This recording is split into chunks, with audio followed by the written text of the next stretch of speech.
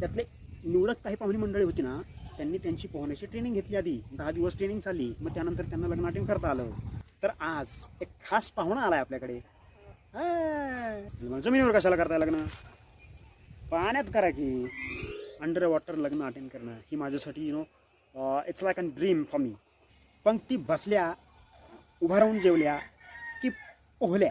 मी ताटवाटी घेऊन गेलो. ॲपल ठेवलाय, केळी ठेवली, द्राक्ष ठेवलेत, रासबेरी होती, ब्लूबेरी होती, ही बेरी ती बेरी. हे सांगतोय अहो, दारू पिणाऱ्यांची तर मज्जाच तिथे.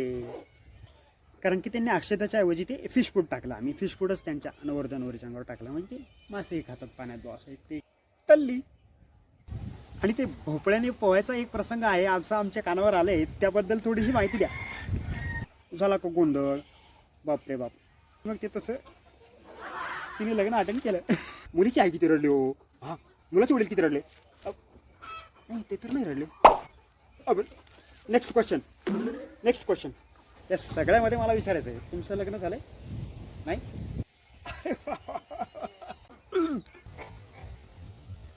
मी स्वतःला भाग्यवान समजतो या सगळ्यामध्ये. भेटूयात पुढच्या एपिसोडमध्ये. It's not easy for everyone.